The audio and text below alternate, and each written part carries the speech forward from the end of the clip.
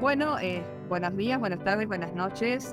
No sé en qué horario van a estar escuchando esto. Venimos luego una nueva entrevista de lo que hemos llamado Razón y Proporción.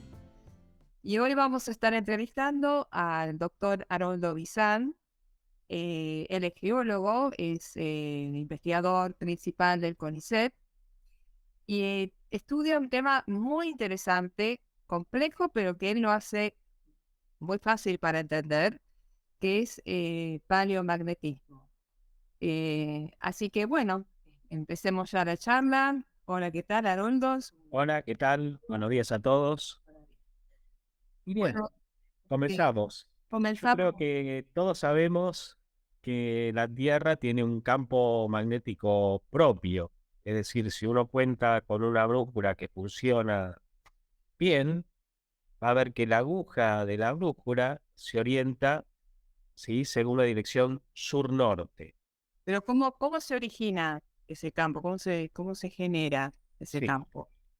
En realidad, todo el conocimiento que nosotros tenemos del interior de la Tierra, donde se genera el campo magnético, es indirecto. Es decir, a través de ondas sísmicas generadas por los terremotos, podemos entender o por lo menos tener una idea de lo que ocurre en el interior de la Tierra.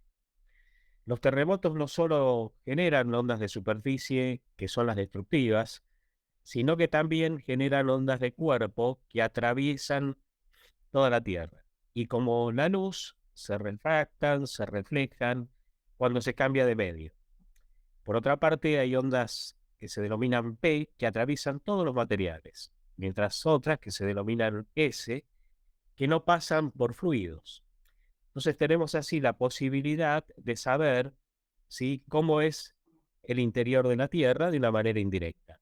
Y aproximadamente a unos 2.900 kilómetros de profundidad tenemos al núcleo, el núcleo externo, así lo denominamos los que hacemos ciencias de la Tierra, que es líquido. En este núcleo externo que es líquido, que estaría a más de 2.900 kilómetros de profundidad, ¿sí?, hay iones de hierro, ¿sí?, que se están moviendo constantemente de acuerdo con corrientes convectivas. Estas corrientes convectivas, de algún modo, tienen una geometría que está dada por la rotación de la Tierra. Entonces se genera un campo magnético, una geodínamo, que Mm. hace que tengamos la salida de líneas de fuerza de este campo magnético, ¿sí?, por el polo norte y la entrada por el polo sur. Mm. Prácticamente, ¿sí?, la Sí, componente que más predomina en este campo magnético es la componente dipolar, como si fuera un imán, prácticamente. acá. Y ese imán forma un ángulo muy pequeño con el eje de rotación. Entonces, si, por ejemplo, yo tengo una brújula de inclinación, ¿sí?, voy a ver que cerca del ecuador, ¿sí?, Ujú. esa aguja, ¿sí?, va a estar prácticamente horizontal. Mientras que cada vez que me voy acercando a uno de los polos, se va haciendo cada vez más alta la inclinación y muy cerca del polo geográfico tiene un valor de 90 grados. Pero más aún, si yo logro promediar datos, ¿sí?, de este campo magnético terrestre por más de 10.000 años, prácticamente ese campo magnético es dipolar, es decir, como si fuera un imán que tiene dos polos, se encuentra en el centro de la Tierra, geocéntrico, Ujú. y tiene simetría axial, es decir, coincide con el eje de rotación. Claro, vos me dirás, pero hace 10.000 años atrás no contábamos con brújulas. Claro, ¿cómo, Ah, cómo sabemos eso? ¿cómo podemos saber eso? Bueno, hay rocas, ¿sí?, que tienen la posibilidad de registrar al campo magnético terrestre del pasado geológico. Y sabemos que este tiene miles de millones de años. Es decir, las rocas se encargan de actuar como si fueran las brújulas que tenemos actualmente en nuestras manos. Y hay distintas maneras, ¿sí?, de que se registre el campo magnético terrestre según el tipo de roca, Mm. según el tipo litológico. Una manera muy sencilla de entender esto es imaginarnos que estamos en un lago, por ejemplo, donde no hay turbulencia, y entonces tenemos pequeñas agujitas de brújula, ¿sí? Que en realidad son clastos, son fragmentos de rocas magnéticos, y que se van depositando lentamente, lentamente por la gravedad. Pero también están las líneas de fuerza del campo magnético que van a orientar, ¿sí? A esas pequeñas agujitas de brújula, que en realidad son fragmentos de rocas o fragmentos de minerales magnéticos, ¿sí? Y estos se van a orientar según las líneas de fuerza del campo magnético terrestre en ese lugar. Claro, pero para eso necesitamos de un lago muy tranquilo, de un estanque, y siempre sabemos que hay turbulencias. Bueno, si nosotros podemos imaginarnos ya cómo se sedimentaron esos granos, esos clastos, entre los clastos quedan poros. Y en esos poros, que están todavía con agua, porque el sedimento no se ha compactado, no ha perdido el agua, se ha recién depositado, en esos poros puede haber también esos minerales magnéticos. Y esos minerales magnéticos que están orientados azarosamente, ahora, ¿sí? Con ya el sedimento depositado y que no existen turbulencias, se van a ir orientando según la línea de fuerza del campo magnético terrestre en ese lugar. Entonces, esos minerales, ¿sí? Nos van a dar una dirección que nos permite determinar cómo estaba el campo magnético en el pasado geológico. Y yo puedo entonces estudiar rocas que tienen 400 millones de años, 350 millones de años, 200 millones de años, y tengo esa información. Esto sería para las rocas sedimentarias, claro, pero hay otras rocas también. Por ejemplo, las rocas volcánicas, las que se generan cuando una lava se derrama en la superficie de la Tierra. En esos casos, lo que ocurre es que a medida que esa lava se va consolidando, se va solidificando, hay temperaturas típicas, ¿sí? En las cuales los minerales magnéticos pasan a ser ferromagnéticos y se bloquean, ¿sí? Sus direcciones según la dirección del campo magnético que se encuentra en ese lugar. Es decir, que también una roca ígnea, una roca que proviene del magma, ¿sí? El magma es una roca fundida, ¿sí? Que salió por una fractura y se derramó como una lava, al consolidarse y pasar por una temperatura determinada, también esos minerales, ¿sí? Nos van a registrar el campo magnético terrestre en ese momento. Es decir, que yo tengo distintas maneras, ¿sí? De conseguir la dirección del campo magnético terrestre y también su intensidad en distintos momentos de la historia geológica. Esto implica mucho trabajo a campo, ¿no? Sí, Mucho visitar. sí, esta es una disciplina que tiene varios años y que nosotros, Eso es lo que te iba a cuando, preguntar. ¿Cuántos años tiene esta disciplina? claro, nosotros, como vos bien decías, necesitamos tomar nuestras muestras en el campo y hacer un análisis geológico previo. Y esta es una disciplina que prácticamente comenzó a mediados de la década del 50. Un profesor, en realidad todavía no profesor, era alumno, estaba haciendo su tesis doctoral en Newcastle. Y él se dio cuenta de que las rocas podían captar o registrar el campo magnético de la Tierra y utilizar esa información para saber dónde latitudinalmente se encontraban los continentes. Es decir, esto lo llevó, ¿sí? A poder determinar que lo que había señalado Wegener en la década del 20 era correcto. Es decir, se encontró con una herramienta para decir, bueno, en un momento todos los continentes se encontraron juntos, constituyendo lo que se denomina Pangea. Porque Claro, esa hipótesis inicial era más bien, no estaba fundamentada en datos geológicos, sino, a ver si nos podés explicar, que no... claro, en realidad Wegener de lo que se había dado cuenta era que él podía armar una especie de rompecabezas utilizando las líneas de costas de los distintos continentes. Él veía que existía un excelente ensamble, por ejemplo, entre África y América del Sur, ¿sí? O entre el noroeste de África y Norteamérica. Entonces, de esa manera, él propuso de que en un momento, ¿sí? De la historia geológica, todos los continentes se habían encontrado juntos. Ahora, ¿qué hizo este investigador que se llamaba Kenneth Krier. Él primero se dio cuenta que las rocas podían registrar el campo magnético terrestre del pasado geológico y que le daba una información de dónde se encontraban los continentes, latitudinalmente. Porque tenemos siempre que imaginarnos que nos estamos refiriendo al eje de rotación de la Tierra. Entonces, él lo que dijo, el eje de rotación de la Tierra no debe de haber cambiado, y en realidad lo que ha ocurrido es que se han movido los continentes, y una roca que pescó al campo magnético terrestre en esta posición, si ahora se encuentra en esta, ¿sí? En realidad, en el pasado, cuando se formó esa roca, tenía esta posición. Y de lo que se dio cuenta también, que es muy interesante, es que él tenía rocas de distintas edades. Entonces, si calculaba el polo paleomagnético, es decir, la salida del eje de rotación, estos se encontraban alejados de la salida del eje de rotación. Y más alejados cuanto más vieja era la roca que él estaba analizando. Entonces ahí se empezó a dar cuenta que en realidad él podía determinar la paleolatitud de un continente y elaborar lo que se llaman curvas de desplazamiento polar aparente, es decir, distintos polos que no coinciden con el eje de rotación. Y eso también lo podía hacer para otro continente. Claro, pero le daban curvas distintas.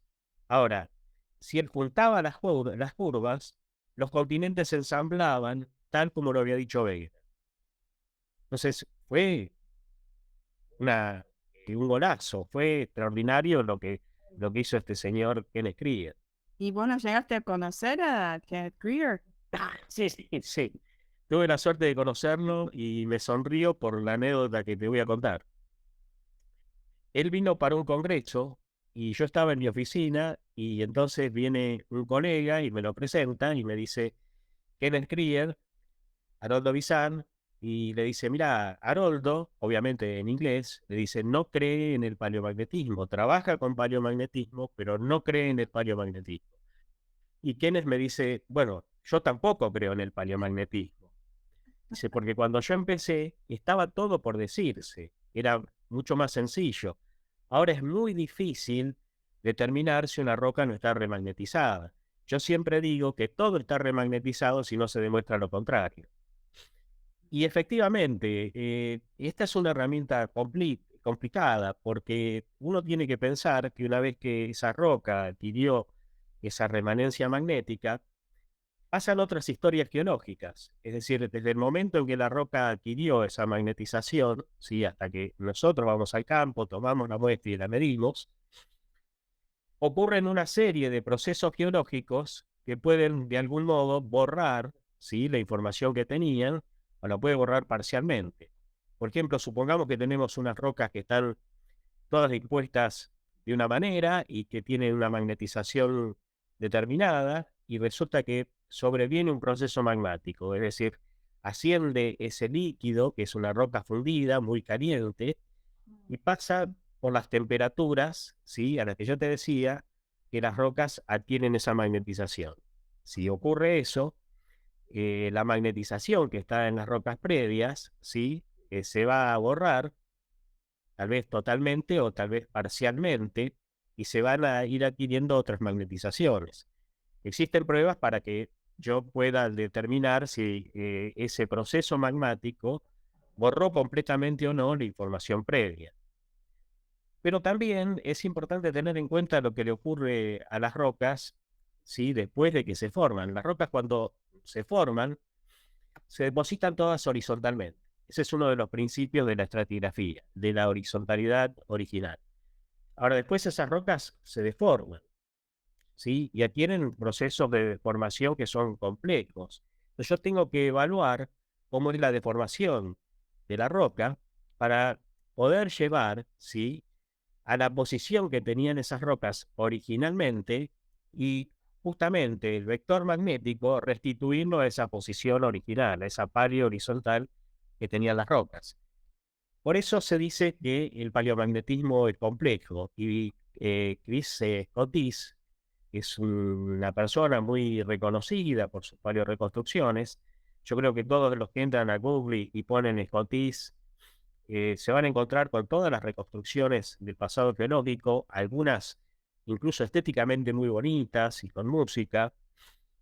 desde hace años que trabaja con esto, fue el que propuso un anagrama que dice Paleomagnetism, not a simple game. Es decir, con las letras de Paleomagnetism se puede armar la frase not a simple game. Y es verdad, es un juego que no es simple por lo que te estaba comentando. Es decir, primero hay que tener una información geológica grande o generarla uno mismo antes de hacer el proceso de las muestras para obtener un polo paleomagnético. Claro. Ahora, en Argentina hay muchos investigadores trabajando en este área de la geología. Sí, en este momento hay bastantes, en un momento, yo digo bastantes porque cuando empezó todo estaba el ingeniero Valencio enseñándole a la gente. Ahora hay cada vez más investigadores. En un momento llegamos a ser 15 o 20 investigadores. Ahora hay mucha de esa gente que está trabajando con otras ramas de la geofísica y trabaja con paleomagnetismo, pero no constantemente. Yo sí he trabajado prácticamente toda mi vida como investigador del CONICET con esta herramienta. Es decir, yo llegué a conocerlo al ingeniero Valencio, que fue el que aprendió por Ken Skriger. Claro. Y sigo con lo mismo, es decir, porque en realidad el paleomagnetismo no solo sirve para hacer reconstrucciones paleogeográficas, sino que también tiene otras aplicaciones. Allá que te iba a preguntar, ¿qué otras aplicaciones tenía? Claro. Por ejemplo, hay una aplicación que se denomina magnetoestratigrafía. Ajá. Es decir, cuando se empezaron a hacer estudios paleomagnéticos, los investigadores empezaron a ver que había rocas que habían adquirido una magnetización completamente opuesta a la del campo actual, ¿sí? Entonces se preguntaron qué pasaba y dijeron, bueno, puede ocurrir que en realidad sean minerales que cuando se está formando la roca, adquieren una magnetización que es justamente opuesta a la del campo que está imperando. Y otros dijeron, no, puede ocurrir que en realidad el campo magnético terrestre invierte completamente su polaridad y nos da polaridades que son antípodas. Es decir, si yo tuviera, por ejemplo, la posibilidad de tomar una máquina de tiempo e irme a más de 780.000 años atrás, con una brújula, ¿sí? La aguja de la brújula apuntaría justamente al revés, ¿sí? Ah, hay inversión de campo Claro, hay versiones del campo magnético de terrestre. El campo permanencia. magnético terrestre invierte completamente su polaridad y puede pasarse en una polaridad o la otra por un tiempo prolongado, por incluso millones de años. Es decir, no siempre el campo magnético tuvo la polaridad que tiene ahora. Y eso se encontraba en las rocas y por eso la discusión. Pero fue tal la cantidad de evidencias que había que se llegó a determinar que en realidad no era un proceso de magnetización de la roca, sino que en realidad era que el campo magnético invertía su polaridad y la cambiaba completamente. A la polaridad que se mide en el pasado geológico, que es igual a la del campo actual, se la denomina normal, y a la polaridad que es opuesta, se la denomina reversa. ¿Y qué es lo que produce? No sé si lo vas a seguir discutiendo, pero ¿qué es lo que Sí, produce esta inversión? sí, No sé si estoy adelantando. te voy a explicar antes cómo fue que esto se confirmó. Es decir, después de la Segunda Guerra Mundial, se empezaron a hacer estudios de los fondos oceánicos. Entonces, se llevaban magnetómetros y se veía que había anomalías magnéticas. Y en el fondo del océano, lo que nosotros encontramos, por ejemplo, en el centro del océano Atlántico, es una cordillera. En realidad es una cordillera de volcanes. Esta cordillera comenzó a generarse cuando se separó América del Sur del África. Entonces, al separarse, allí se empezó a generar vulcanismo. Y ese vulcanismo continúa y a medida que los continentes se separan, en este caso América del Sur y África, se separan más magma sale, más lava sale, se consolida y va adquiriendo la magnetización imperante en el momento en que se forman esas rocas. Entonces, en estos casos se puede reconocer muy bien, ¿sí?, los cambios de polaridad. Es decir, hay lavas que registran una polaridad, ¿sí? Que podría ser la normal, la actual, o con la misma dirección que la del campo actual, y otras que adquieren esa polaridad opuesta. Entonces lo que se observa es que a ambos lados de la dorsal se repite ese patrón de polaridades. Es decir, como si la dorsal fuera un espejo que repite hacia América del Sur y hacia el África el mismo patrón de polaridades normales y reversas. Obviamente, la que se está formando ahora es una polaridad normal, ¿sí? Pero a medida que ha avanzado el tiempo, se ven polaridades normales y polaridades reversas. Y las más viejas estarían cerca de la costa de los continentes o de el límite de sus plataformas submarinas. Respecto de lo que vos me preguntabas, es algo que se discute mucho. Yo personalmente creo que hay una vinculación entre lo que ocurre tectónicamente en la superficie del planeta y lo que ocurre, ¿sí? A más de 2.900 kilómetros en el núcleo externo. ¿Y por qué? Porque en realidad los pisos oceánicos que se subductan, es decir, que por debajo de América del Sur, por ejemplo, tenemos un piso oceánico que se está subductando, que se está hundiendo, se observa que llegan prácticamente hasta la interfaz manto-núcleo y es evidente que deben de perturbar, ¿sí?, a esas corrientes convectivas que están en el núcleo externo.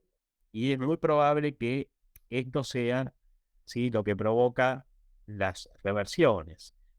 Ahora bien, esto está en estudio y todavía no hay una propuesta que haya sido aceptada de manera universal. Lo que sí es cierto, y como te decía al comienzo de la charla, es que cuando ocurre una reversión, la componente dipolar del campo, que es la más importante, la que le correspondería a dos polos, como si fuera un imán, disminuye su intensidad. Es decir, en la roca yo no solo puedo determinar la dirección, ¿sí?, del campo magnético terrestre, sino que también puedo definir el módulo, la intensidad. Y lo que se observa es que cuando ocurre un cambio de polaridad, la intensidad, ¿sí?, del dipolo central, la componente más importante del campo, disminuye, disminuye, disminuye, disminuye.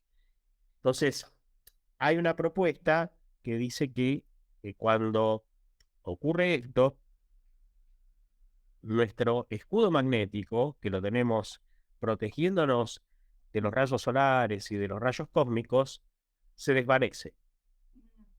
Y al desvanecerse, obviamente, van a tener mucha mayor importancia, ¿sí?, los rayos cósmicos que lleguen a la Tierra, y esto estaría de algún modo vinculado, por ejemplo, con un calentamiento global. Ahora, este no es mi tema. Yo trabajé eventualmente en un caso específico, sí, pero no es mi temática. Te podría explicar qué es lo que hicimos y por qué yo creo en esta propuesta. Sí, sí, me interesa, ¿no?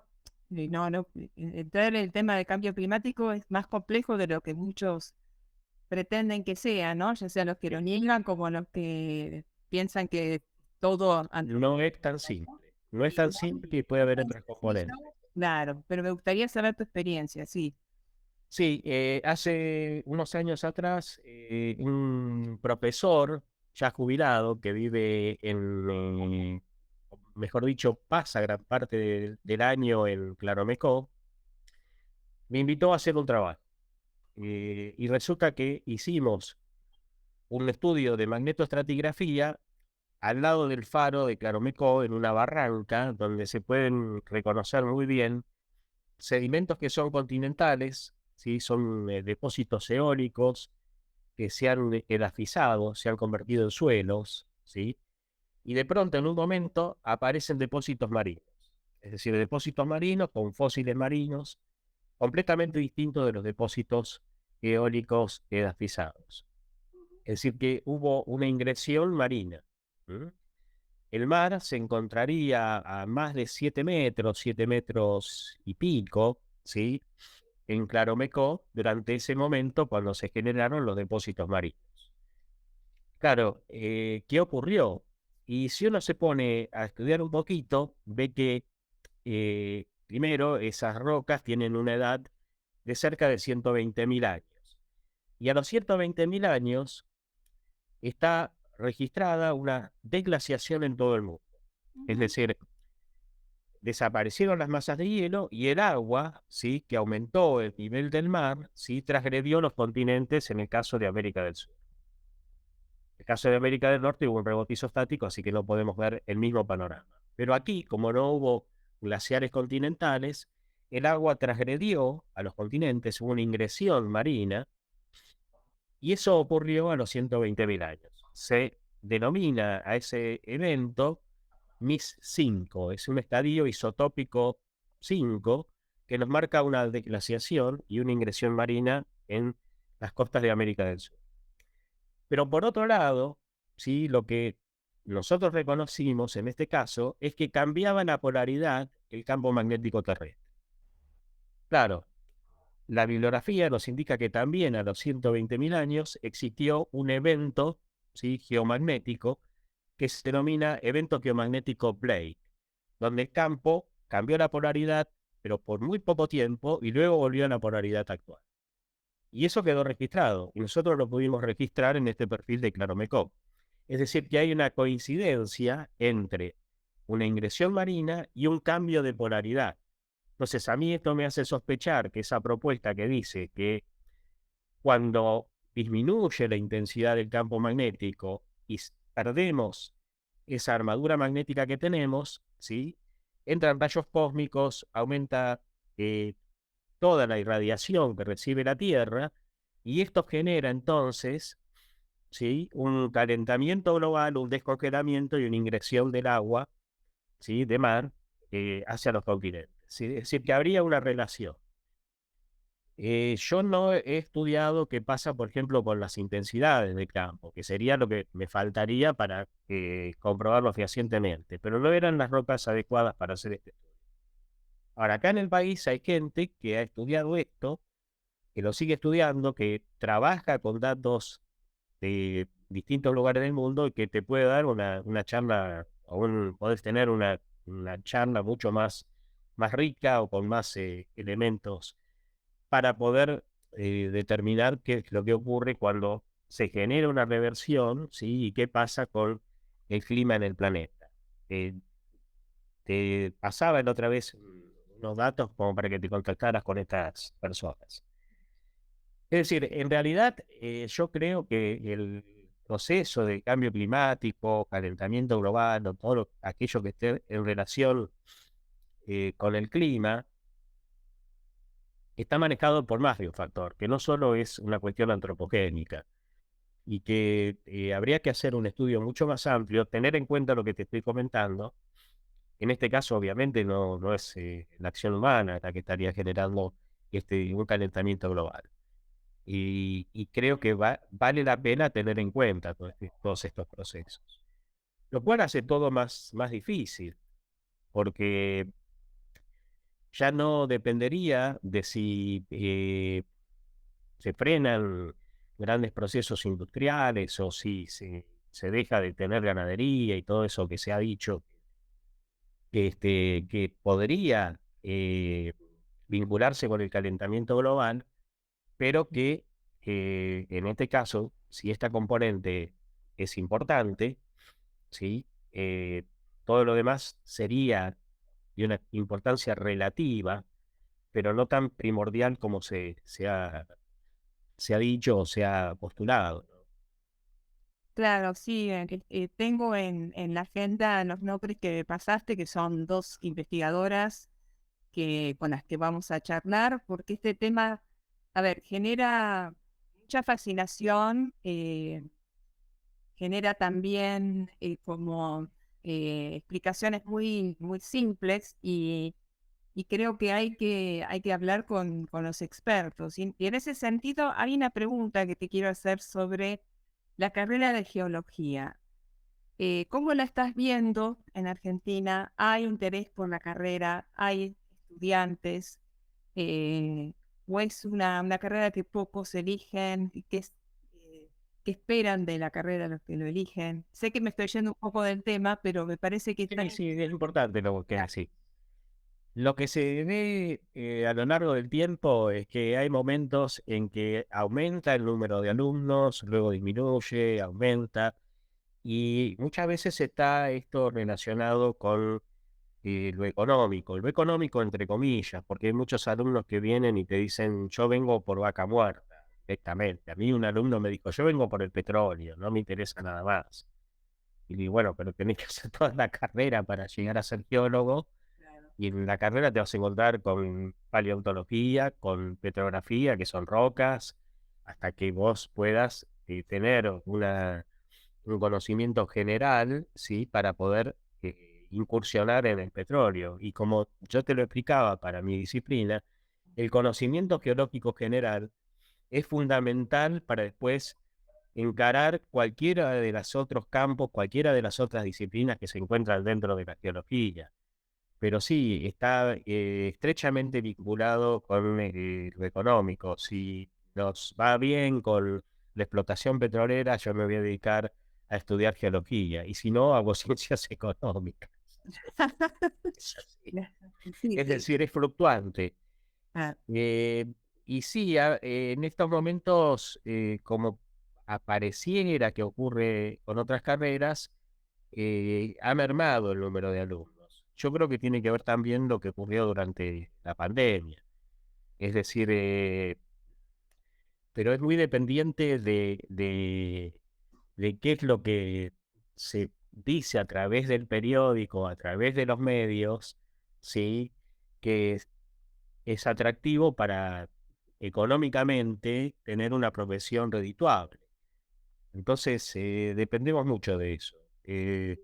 La investigación científica es, diría yo que en estos momentos está siendo más restringida. Hubo un momento en que la mayoría de los alumnos que empezaban a estudiar geología directamente iban hacia la investigación científica, es decir, el CONICET o la facultad como docentes investigadores.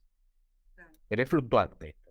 Es decir, ah, no hay una relación lineal entre el número de alumnos y lo que ocurre con, con el país y con el mundo, digamos. claro.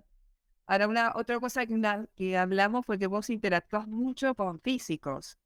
Sí, Y sí. claro, y Es ya que que estamos, sí, está tan de moda el tema de género también, que tus interacciones son fundamentalmente con mujeres en sí, sí, sí. matemáticas, Sí, ¿no? sí, sí. Yo tuve la inmensa suerte de poder vincularme con una física ya jubilada, Andrea Bancele, que era la que me daba el sustento físico, o como ella decía, yo te hago las cuentas, ¿sí? Para poder desarrollar diferentes trabajos que he realizado. Y sí, en muchos de mis últimos trabajos trabajé con señoras, sin ninguna ya señorita, porque yo reconozco que las señoras o las señoritas, ¿sí? Tienen una inteligencia refinada. Es decir, yo a veces iba con ideas que estaban desperdigadas o eran así volcadas a lo bruto, y ellas siempre se tomaban el trabajo de ordenarlas, de darles un contexto y de decir si estas ideas podían fructificar o no. Y además, bueno, yo soy de aquellos que creen que es importante la multidisciplina, porque a mí me pasó que trabajando con paleontólogos, trabajando con esta señora que es física, dentro de la geología había reunido a gente que, por ejemplo, trabaja con la geología estructural, Silvia Japas, eh, con otras ramas de la geofísica, Claudia Presi. Entonces, trabajando con distintas disciplinas y con el concepto del control múltiple, generalmente el modelo que uno puede llegar a proponer se acerca, creo yo, más a la verdad. Es decir, si desde distintas disciplinas llegamos a un modelo en común, ¿sí? Donde tenemos el aporte de diferentes lados, yo creo que todo se vuelve mucho más cercano a lo que fue, al proceso geológico que ocurrió hace millones de años, ¿sí? Es Ah, decir, imagínate que nosotros estudiamos procesos que ocurrieron, por ejemplo, hace 300 millones de años, ¿sí? No solo cómo estaba configurada la reconstrucción de los continentes, sino también cómo era la tectónica en ese momento, ¿sí? Entonces, es para mí indispensable trabajar con distintas ramas de la geología y que a su vez esas ramas corresponden a distintos especialistas y por otro lado tener un aporte de la física para hacer este tipo de estudios. Qué difícil es en nuestro país que haya ese trabajo sincero e interdisciplinario, ¿no? Yo lo noto también en mi área, que es Sí, algo que es para mí fundamental. sí, sí, por eso yo te decía que tuve mucha suerte. En realidad, creo que dentro de este grupo de trabajo que habíamos formado, lo que primaba era la buena onda. Es decir, como que había respeto hacia cada uno y yo nunca recuerdo, en este caso en particular, que haya habido una disputa de egos o, o discusiones fuertes. Nos reuníamos, cada uno decía lo que opinaba, podíamos disentir completamente. Por eso te decía que de algún modo fui afortunado, porque no es fácil. No es fácil y vuelvo a repetir, esto lo logré prácticamente en los últimos años de mi carrera y ya ahora el grupo se ha diluido. eh, Hay una persona bueno, dos personas se jubilaron. eh, yo también estoy en vías de jubilarme y entonces ya ese equipo de trabajo prácticamente se ha desarticulado, pero mientras lo lo tuvimos o estuvimos trabajando juntos, para mí fue muy agradable, realmente, sobre todo fue muy agradable. Aprendí muchísimo, aprendí muchísimo. Excelente. A veces aprendía el concepto, ¿sí? Sin entrar en las ecuaciones matemáticas que desarrollaba Andrea, por ejemplo. Claro, Pero aprendí muchísimo. claro. Es muy, muy gratificante trabajar así. Y sinceramente creo que fui afortunado, porque no es fácil hacer este tipo de grupos de trabajo. No, para nada. ¿No? Bueno, Haroldo, si quieres darle un cierre a la charla, evidentemente esta es una primera charla porque Mm. seguramente va a haber mucha curiosidad y mucho interés para que continúes hablando del ¿Cómo tema. no? Viste que está apareciendo muchas notas de las científicos descubrieron no sé qué cosa en el centro de la Tierra y todo el mundo o se asusta Sí. o le da esperanzas o en realidad no se entiende, se hace muy mala divulgación también, ¿no? Sí, hay mala divulgación. Esas noticias que aparecieron sobre que se paraba el núcleo interno de la Tierra y toda una catástrofe, realmente no tenía sentido. Es decir, no es que no haya tenido sentido lo que descubrieron los que estudian el núcleo interno de la Tierra, sino cómo se tergiversaba, ¿sí? Lo que habían descubierto estos investigadores y se lo ponía como una noticia periodística parecida a la del cine Catástrofe. Pero bueno, en realidad yo creo que nosotros también tenemos otra actividad que para mí es importante, que es justamente esta, la de poder explicar con palabras relativamente sencillas y como uno puede y que nos puedan entender eh, desde distintos lugares y desde distintas disciplinas, o gente que nunca se vinculó con la ciencia, que es la difusión que uno tiene que hacer de lo en lo que uno trabaja. Y de esa manera, ¿sí? Se desbarrancan todos esos mitos o noticias catastróficas. Es decir, es importante transferir lo que uno cree que es la verdad con palabras adecuadas para todos. ¿Sí? Y yo creo que es una actividad importante la de divulgación. Sí, sí, ya lo creo. Bueno, los que vean este capítulo de Razón y Proporción pueden dejar las preguntas para el doctor Dizán, ¿Cómo no? que las contestaremos, e incluso si son muchas, seguramente haremos otra entrevista. Sin Así lugar a que dudas. muchísimas gracias, Muchísimas gracias a vos, Sandra. y Muchísimas, continuaremos. Un muchísimas saludo. gracias por esta posibilidad. No, gracias a vos.